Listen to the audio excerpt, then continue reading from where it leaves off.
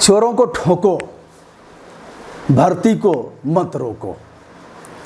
जी हाँ, हम बात फिर से कर रहे हैं 69,000 प्राथमिक शिक्षक भर्ती परीक्षा का। अब नियुक्ति होने का रास्ता साफ होता जा रहा है, किंतु यदि वे चोर कानून के गिरफ्त में नहीं आएंगे, कानून उनके गले तक पहुंचेगा नहीं, तो इस भर्ती की नियुक्ति की जो प्रासंगिकता और उपादेयता है वह ठीक से चरितार्थ नहीं होगी। हम इस मत के हैं कि भर्ती रुकनी नहीं चाहिए, नियुक्ति मिलनी चाहिए जो छात्र इसमें क्वालिफाई किए हैं, किंतु हम इस मत के पुरजोर पक्षधर हैं कि जिन लोगों ने अनुचित साधनों का प्रयोग किया है और नकल करके तमाम अन्य संसाधनों का प्रयोग करते हुए लाखों रुपए खर्च करके जिन लोगों ने अपने मार्क्स बढ़ाए हैं और इस नियुक्ति में जिनको स्थान मिला है, भारी भरकम अंक मिले हैं, उन्हें जेल में जाना चाहिए। उनके साथ जिन लोगों ने भी इस फ्रॉड प्ले, कूट रचना और नकल कराने में महती भूमिका निभाई है, वह तो किसी भी प्रकार नहीं बचने चाहिए, क्योंकि स्वस्थ समाज के वे कोढ़ और कलंक हैं। कई हमारे साथियों ने, दोस्तों उसके पहले बता दें, उच्च न्यायालय लखनऊ खंडपीठ के डबल बेंच का जो फैसला आया है उसने कह दिया कि सर्वोच्च न्यायालय ने जो आदेश पारित किया है उसके आलोक में 37,399 पदों को छोड़कर शेष पदों पर सरकार चाहे तो भर्ती कर सकती है। लंबा खेल हुआ, 7-7 बार इनके महाधिवक्ता प्रस्तुत नहीं हुए। लखनऊ में हम भी बच्चों के अनुरोध पर गए थे, डटकर हमने वीडियो किया था, बच्चों से बातचीत भी किया था। लंबा झंझावात झेलते झेलते इस निष्कर्ष पर पहुंचते हैं। दोस्तों बताते चलें, कई एक प्रतिभागियों ने हमसे भी अनुरोध किया कि सर हम लोगों का क्या कसूर है। आज चोर की दृष्टि से हमें देखा जा रहा है कि ऐसा तो नहीं ना है कि यह भी नकल करके ही पास है। कई ऐसे छात्र हैं जो प्रदेश प्रशासनिक सेवा, भारतीय प्रशासनिक सेवा और अन्य महत्वपूर्ण पदों के लिए तैयारी न केवल तैयारी कर रहे हैं, बल्कि कई एक परीक्षाओं में उन्होंने निकाला भी था, प्री और मेंस तक गए थे। ऐसे बच्चों ने भी इसमें और ऐसे बच्चे यदि आएंगे तो जो प्राथमिक शिक्षा का स्तर गिरा हुआ है उसको सजाएंगे, संवारेंगे और यह एक भारी भरकम, उन्हें देख करके भी और लोग अच्छा करेंगे। बहुत से विद्यालयों का हमने दिखाया भी है जहां स्वयं के संसाधन से वहाँ के अध्यापन कार्य में लगे हुए सम्मानित अध्यापक और सम्मानित अध्यापिकाओं ने फर्नीचर की व्यवस्था किया है, कंप्यूटर की व्यवस्था किया है, वहाँ इस तरह का संसाधन विकसित किया है जहाँ के बच्चे आज अग्रिम पंक्ति में देखे जाते हैं। यह बच्चे जाएंगे तो यकीन मानिए बहुत अच्छा करेंगे। अभी कुछ लोगों ने अमिताभ ठाकुर जो भारतीय पुलिस सेवा के अफसर हैं उनसे भी अनुरोध किया है कि सर भर्ती रुकने ना पाए। अमिताभ ठाकुर जो कर रहे हैं उससे भर्ती नहीं रुकेगी। उन्होंने कर्नलगंज इंस्पेक्टर को पत्र दिया पंजीकृत डाक से कि हमारा अपराध दर्ज किया जाए। यह साक्ष्य है, जिन लोगों ने नकल कराया है, जिन लोगों ने नकल किया है, जिन लोगों ने फ्रॉड प्ले किया है, कूट रचना किया है, इस भर्ती को प्रभावित किया है, यह कानूनी दृष्टि से आपराधिक कृत्य है, संज्ञेय अपराध है। ऐसे लोगों पर सुसंगत धाराओं में अपराध पंजीकृत किया जाए। कर्नलगंज के प्रयागराज के इंस्पेक्टर ने उन्हें सस्ती लोकप्रियता हासिल करने की बात करते हुए एसएसपी को रिपोर्ट दिया।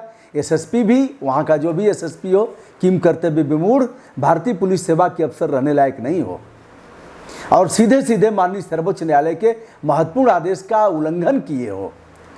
एसएसपी साहब स्पाइनल लेस हो, रीढ़ की हड्डी नहीं है, नहीं तो सर्वोच्च न्यायालय के महत्वपूर्ण आदेश का पालन करते हुए आप अपराध दर्ज कराते। अपराध दर्ज में आपका विवेचक, आपका अन्वेषक, आपका जो आईओ है, इन्वेस्टिगेशन अफसर, जो अनुसंधानक है, वह इस पर अनुसंधान करता। अनुसंधान करने के उपरांत यदि अमिताभ ठाकुर के एप्लीकेशन में, प्रार्थना पत्र में जो साक्ष्य दिया है उसमें सत्यता होती तो वह चार्जशीट लगाता, आरोप पत्र न्यायालय में दाखिल करता। यदि उनकी बातें मिथ्या होती तो वह फाइनल रिपोर्ट लगा करके केस खत्म कर देता वहीं। तो दोस्तों, अमिताभ ठाकुर इस भर्ती को नहीं रोकेंगे और उन्होंने उच्च न्यायालय, सर्वोच्च न्यायालय में कहीं कोई अपील भी नहीं किया है। उन्होंने जो किया है वह ठीक किया है, विधि सम्मत कार्रवाई है, भर्ती होती रहेगी, वो नियुक्ति पत्र प्राप्त करेंगे। लेकिन जो दोषी हैं, अब मैं बताता हूँ दोषियों को, चोरों को पकड़ा कैसे जाएगा। एक सवाल यह उठता है कि भैया इतने भारी भरकम में कैसे पता कर पाएंगे कि वह चोर कौन है और कानून उनके गिरेबान तक कैसे पहुंचेगा। दोस्तों बड़ी सामान्य सी बात है, जैसे जिस काम को बड़े बड़े इलेक्ट्रॉनिक चैनल नहीं कर पाए, बड़े बड़े पत्रकार नहीं कर पाए, जिस काम को समाचार पत्रों ने नहीं किया, आज अपना ज़मीर बेच दिया है विज्ञापन के लिए, क्योंकि टुकड़ों पर पलने वाले अनेक लोग ऐसे हैं।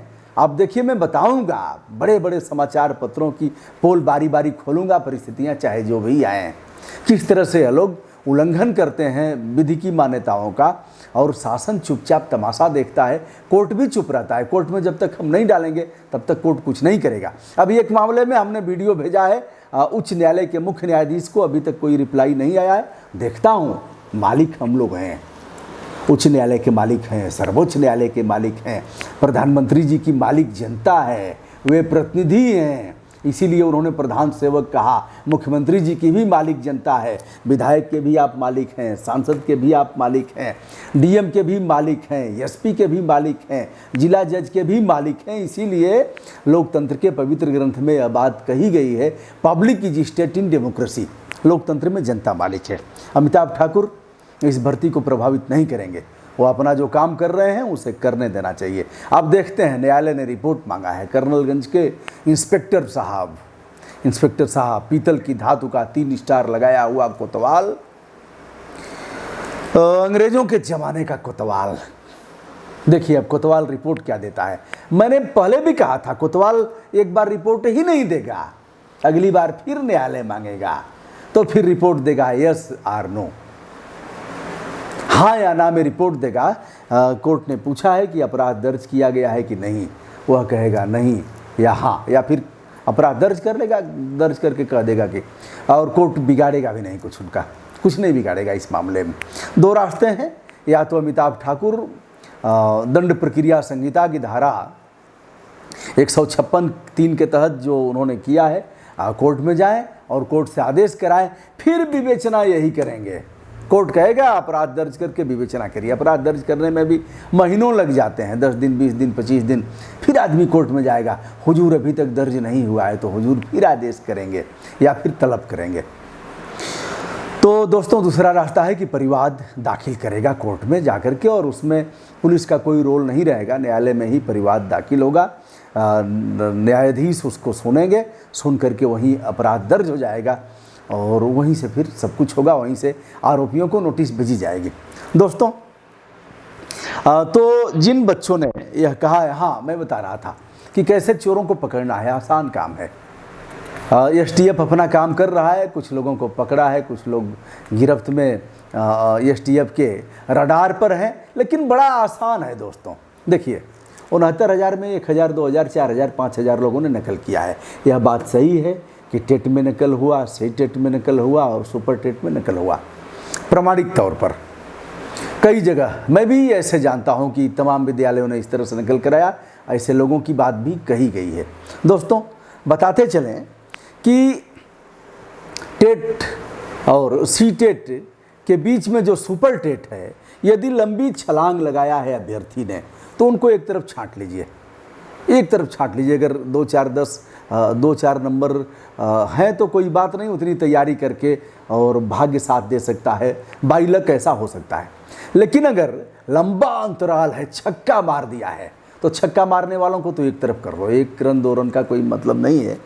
और ऐसे ही ग्रेजुएशन के बाद बीएड और इस तरह से, जैसे हाई स्कूल इंटरमीडिएट में बहुत अगर परसेंटेज कम है, प्रतिशत कम है, ठीक है, इंटर के बाद भी आदमी अच्छा प्रयास कर सकता है, ग्रेजुएशन में उसके अच्छे अंक आ सकते हैं, बीएड का उसका देख लेना चाहिए। इस तरह से एक आधार बना करके यदि लंबी छलांग दिखती हो तो भाई ऐसा कौन सा है कि टेट सी टेट के बाद सुपर टेट जहाँ 14 विषय हैं उसमें छक्का मार रहा है, तो छक्का मारने वालों को एक तरफ कर लो, उनकी जांच करा दी जाए और उनके ऊपर उनकी जांच करा करके वो भागेंगे मैदान छोड़ करके।